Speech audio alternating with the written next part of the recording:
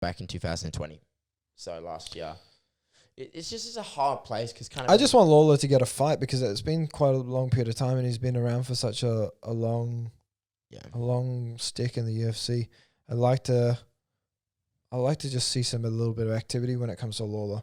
Yeah. To be honest, Well, I think with Neil Magny, I think you could fight maybe a Luque or a Masvidal or a Maya. I think that would be good. Yeah. Now moving on, out of all the fights that I watched, there was no. I mean, when we're watching UFC, we don't want to be biased. You want to be a little bit more objective. But I would definitely say I was biased in the fight between Gregor Gillespie and Carson. I was a bit biased as well, to be honest. Yeah.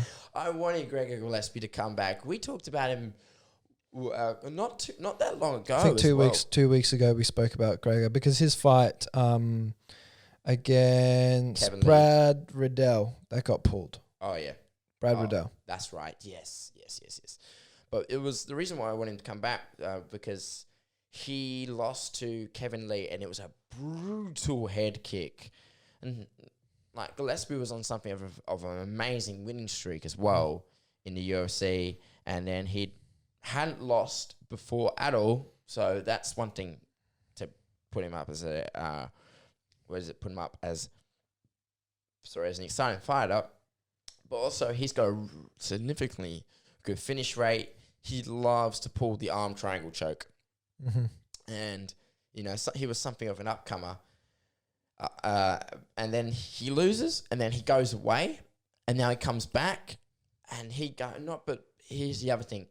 When he fought Diego Ferreira, it was such an exciting fight because it was so back and forth. Like one point, Gillespie had Ferreira's back, and then Ferreira had Gillespie's back, and then it was just a back and forth. And then I thought Carlos was going to get rear naked at one point, and then Gregor Gillespie reversed it, and then all of a sudden they get back up and they start exchanging blows.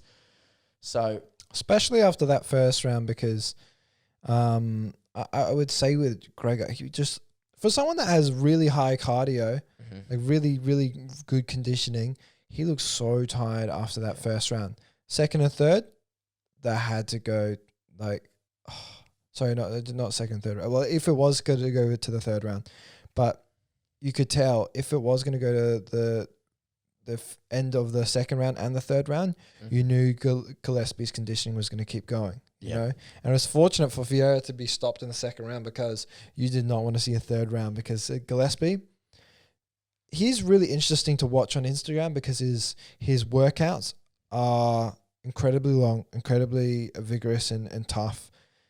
He has such a high level of wrestling as well as his aerobic conditioning. He just outworks people and he makes them quit. And that's exactly what he did with Diego Ferreira. Ferreira had his moments during the fight taking his back, and there was some points in the second round where they were just scrambling back and forth. But with only 9 seconds left in the second round, TKOs Ferreira. I thought he did really, really well.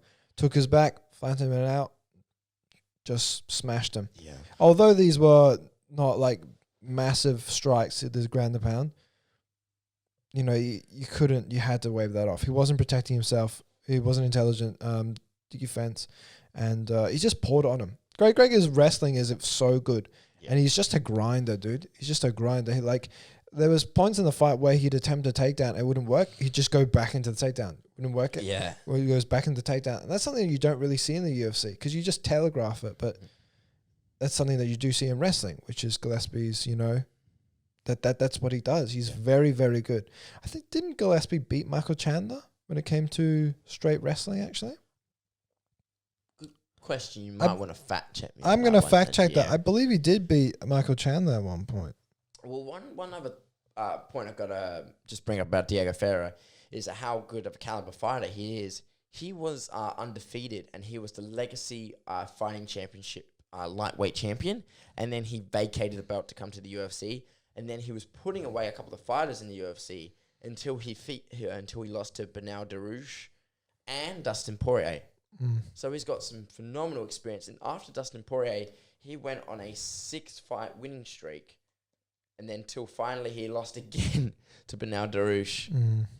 So, which was via decision, and it was a split decision. The first time was a unanimous decision, so he's got 2 losses on the same guy. And then Gregor Gillespie